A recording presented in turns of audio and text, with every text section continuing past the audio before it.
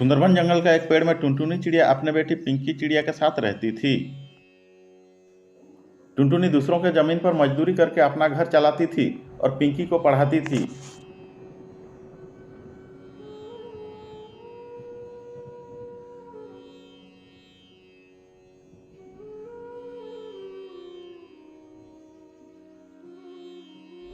एक दिन टुनटुनी खेत में काम कर रही थी कि हठात बारिश होता है और बिजली कड़कती है,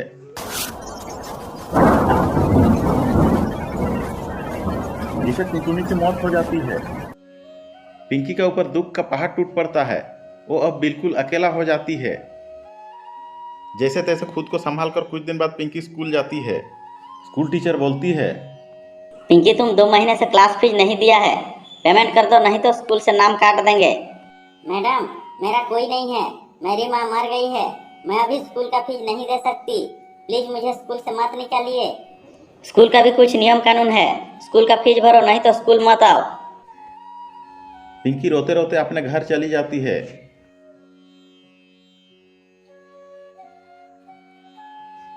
तभी घर का मालिक सेठ कड़कनाथ आता है।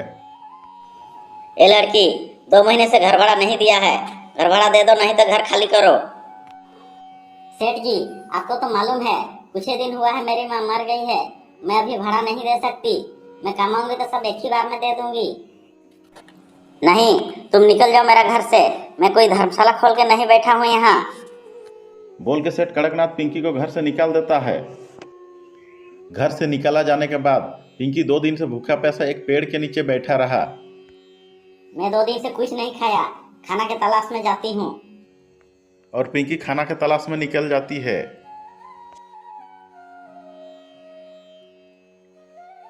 एक जगह में 2 चिड़िया पार्टी कर रहे थे। पिंकी वहां खाना मांगने पहुंच जाती है। मैं 2 दिन से कुछ खाया नहीं, मुझे कुछ खाने को दे दो। नाच के दिखा, हम तुम्हें खाना दे देंगे। पिंकी नाचने लगती है।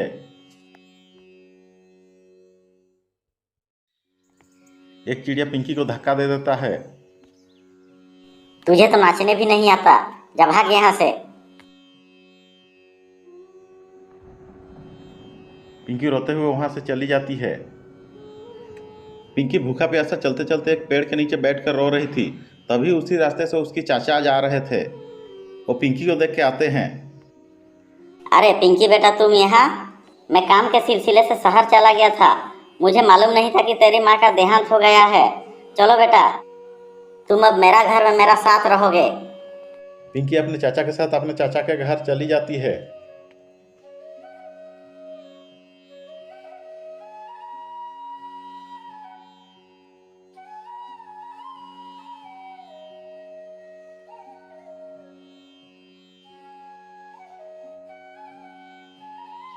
पिंकी की चाची बोलती है, इसको कहाँ से उठा ले आए? पिंकी आज से हमारा साथ रहेगी। यहाँ क्या अनाथ आश्रम खोल के बैठे हो? इसको यहाँ रखोगे तो मैं मेरे बच्चों को लेकर मायके जा रही हूँ। पिंकी अपने चाची की बात सुनकर रोते हुए अपना चाचा का घर से निकल जाती है और जाके एक पेड़ के नीचे बैठकर रोने लगती है।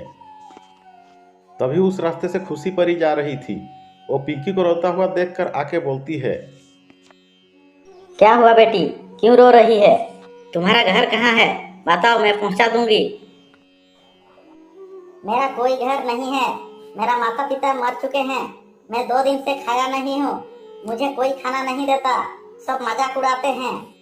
पिंकी की बातें सुनकर खुशी परी भी बहुत दुखी हो जाती है और अपने जादुई शक्ति से अच्छा अच्छा खाना खाने को देती है। पिंकी खुशी मन से पेट भर के खाना खाती है।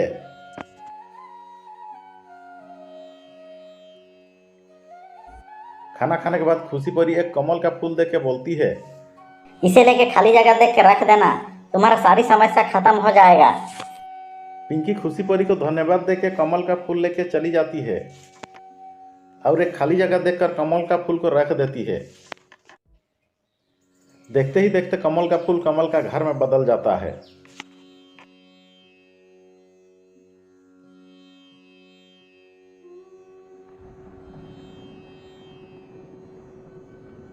पिंकी जादुई कमल का घर का दिया पैसे से एक अनाथ आश्रम खोलती है और वहाँ अनाथ चिड़िया सबको रख के देखभाल करती है। और स्कूल फी दे के स्कूल फीस से जाने लगती है। एक दिन पिंकी स्कूल से घर आ रही थी तो देखती है उसका चाचा और चाची एक पेड़ के नीचे बैठे हैं। उन्हें देखकर उनके पास जाती है। चाचा चाची, आप लोग यहाँ क्या कर रहे हैं?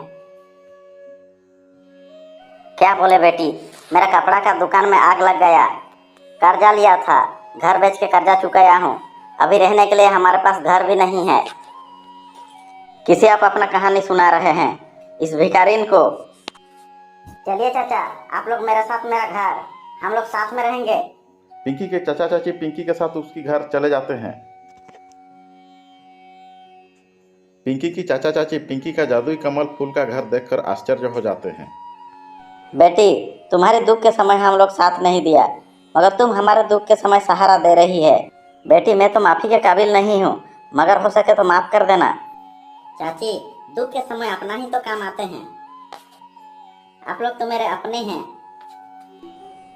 पिंकी, तुम बहुत अच्छी हो। और पिंकी अपने चाचा चाची के साथ जादुई कमल का घर में खुशी से रहने लगी। दोस्तों, स्टोरी अगर पसंद आए तो लाइक, शेयर और सब्सक्राइब जरूर कर दीजिएगा। मिलते हैं अगले नए मजेदार स्टोरी में। तब तक के लिए गुड बाय।